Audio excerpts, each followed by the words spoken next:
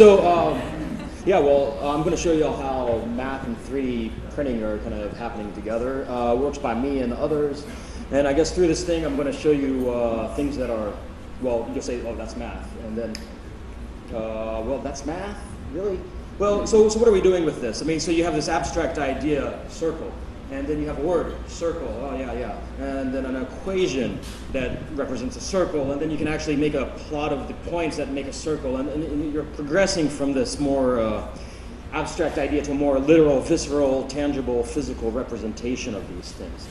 And back in the 1800s, Klepsch and his little buddies, well, big buddies, would do these like algebraic equations that would describe surfaces and things like this. Of course, they didn't have computers to draw pictures like this, but they could draw it by our hands.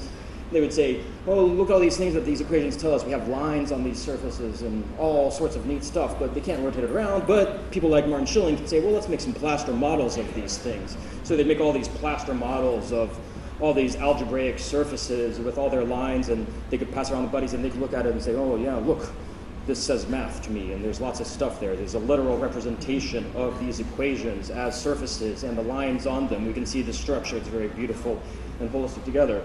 Well, when 3D printing came around, some of the design labs said, well, this is a natural thing for me to do. I type in an equation, do some little tweaking to make it printable, and there we go. This is two of the earlier design labs doing these kind of classic algebraic surfaces. Well, you know, you can actually move on from there and say, well, if I'm just printing equations of surfaces, why don't I print equations of surfaces? And so you can do some standard plots of parabolas and hyperboloids, and you know, you can make some design choices of saying, well, let's show off the kind of the XY coordinate system that we're plotting in there. We have nice shadows that show this, or maybe even just the contour levels. We can plot that down. You know, these quadratic surfaces that you learn about in calculus, you can print so you can see these radial symmetry. When you hold them in your hand, you actually feel the curvature, this kind of nice Gaussian curvature. You can say, oh, these are straight lines on here. I can feel that line as I go around. I can feel it curve. I can feel the saddle. I mean, this is a nice collection. It's cheap. You can even start kind of abstracting things a little bit. Here's an equation for a curve in the plane that actually really belongs as a curve on the sphere. A colleague of mine, Drew Armstrong, and I did this one where we made some more design choices to really heighten that there are antipodal points and tangencies to these equatorial circles. I don't know. Here. You have a, you know, this is moving more towards symmetries.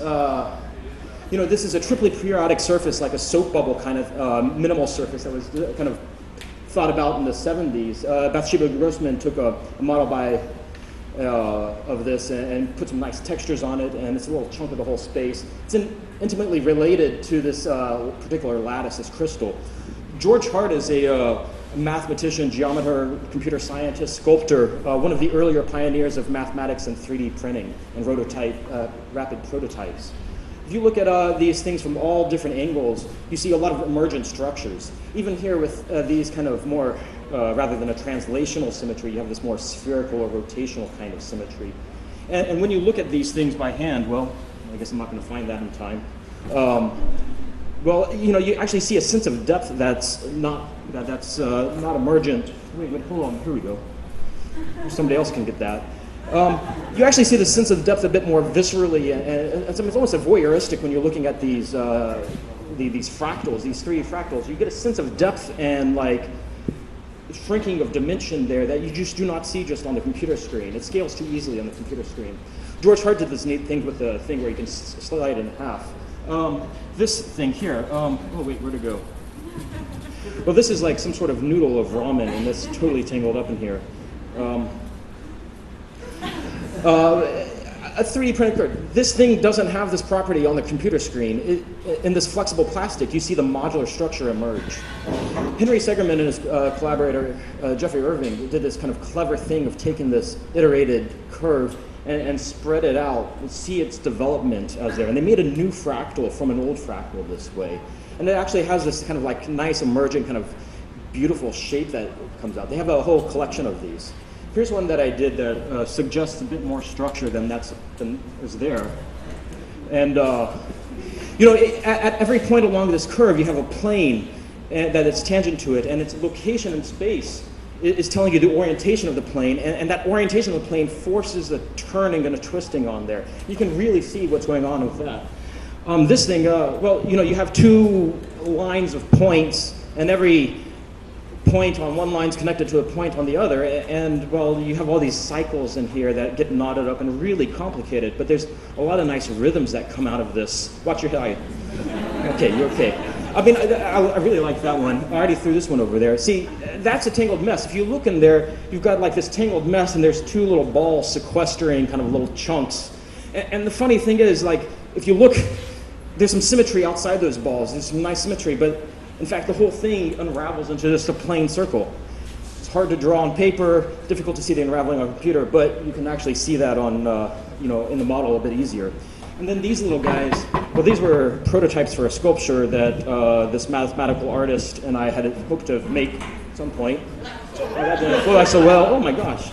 Anyway, it sweeps out. You see the circle growing, and it sweeps out, and you have a Klein bottle out of there, as far as I'm concerned. This is a more artistic piece that George Hart, the sculptor from before, did. He has these like sand dollars that are based off of a tessellation of the hyperbolic plane, and then he kind of riffed on that and said, well, let's kind of spin it around as kind of a torus knot or a loxodromic curve, and then he dyed it to make these things. So where do we go from here? Well, one thing that I'd like to do, and I know that others are talking about doing it too, I've talked with them, doing these Milner fibrations to kind of get a nice way of filling up space and a nice kind of sweep of surface around a kind of a knotted object. There's some technical hurdles to get over that, but I'm optimistic we'll kind of end up with some kind of pleasing ways that can really show off some deep structures.